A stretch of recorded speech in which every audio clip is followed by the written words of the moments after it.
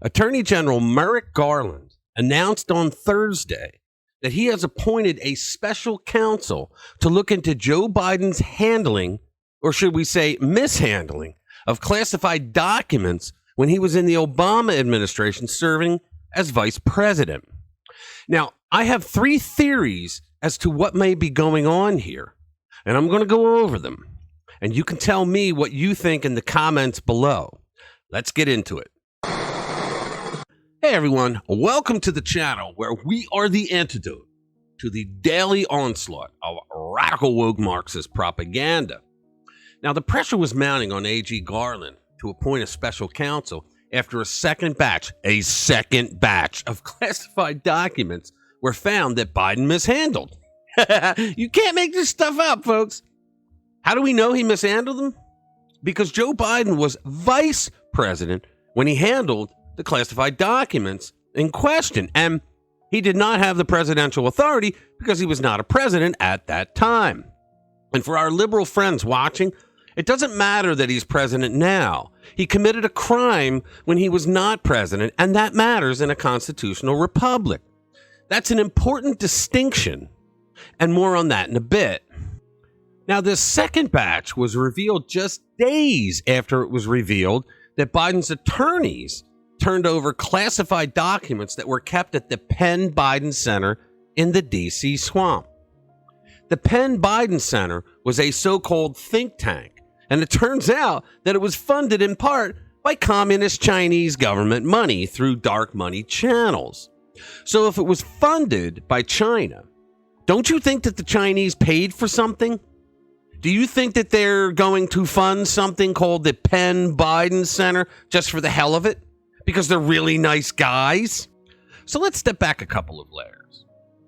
We all knew that when the Republicans took over the House, that they were going to make it a top priority to investigate the shenanigans and the criminality of the Biden crime family. They said it over and over.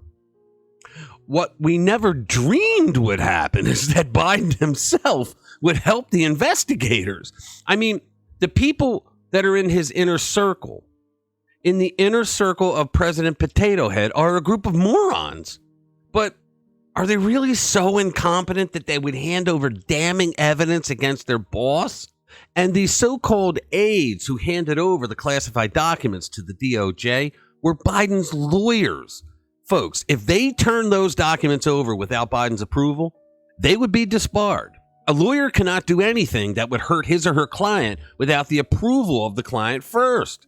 They're not going to risk that. So that means that what they did had to have been approved. Democrats are so unscrupulous and so sleazy that you know there's a reason for this. Garland appointed a man named Robert Hur. Now, what they're loudly going to tell you is that Hur, a U.S. attorney for the District of Maryland, was appointed by former President Donald Trump. And that's to make everyone think that he's going to be very tough on Joe Biden. But it's a total lie.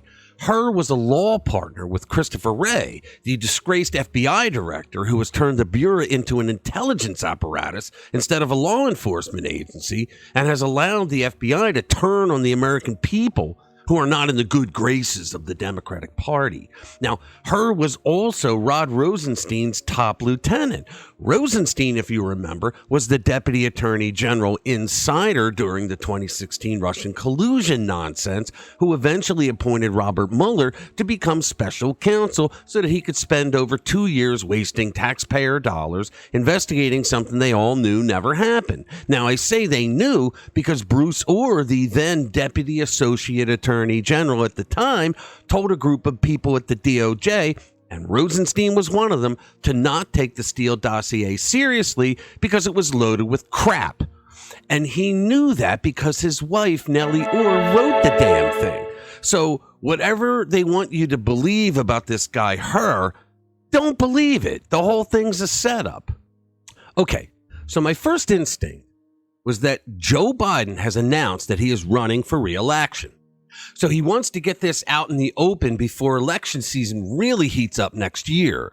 He got his lawyers to turn the documents over, hoping that he could play the old "I'm coming clean" act. He wants to give the misinformation fake news media plenty of time to dilute it. to kill the story and to deny, so that they can later on say, well, we already covered that story. And that's old news now without ever really reporting on the story. Another take I have on what's going on could be that Joe Biden has announced that he's running for re-election, and it pissed off the Democratic Party. And the party heads want to take him out. Politically speaking, of course.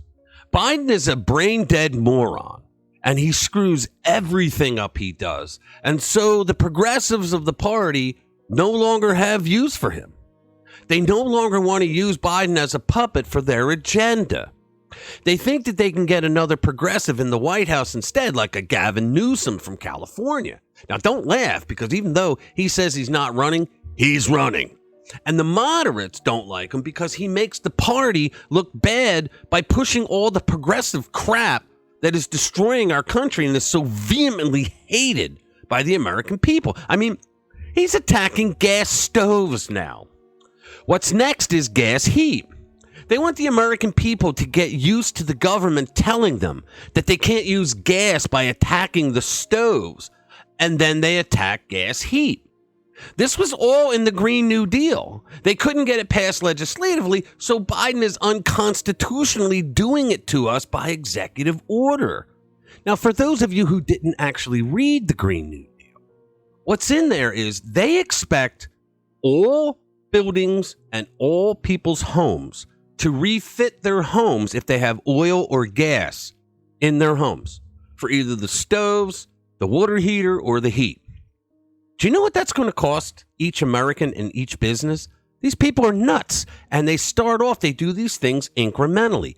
They're doing the stove now so that people will go, oh my God, that's just crazy. He wants to go, but then people start to accept it. Well, okay, we can switch over to electric, right? And then all of a sudden they can come back and go, well, you know, the people are so used to not using gas stoves now. Now we'll get them to switch over to change their heat from gas. Now it's no longer funny, is it? Okay, and so the final reason I think this may be happening is because Joe Biden and everyone he surrounds himself with are really as incompetent and boneheaded as we believe they were. And they screwed up by turning all this over to the DOJ. In fact, I think all along we underestimated how bumbling these people really are. Can you imagine? Can you name anything major that this administration has done that they didn't completely screw things up for the country? Even Barack Obama once said, don't underestimate Joe's ability to F things up, but he used the full F-bomb. I mean, he was president. He was allowed to. We have a lot of people to laugh at there. You've got Pete Buttigieg, who is the most incompetent transportation secretary in history, who can't get anything right. A man who said that our roads are racist. You got Janet Yellen running Treasury, who told us that the inflation that we felt every week at the supermarket didn't even exist.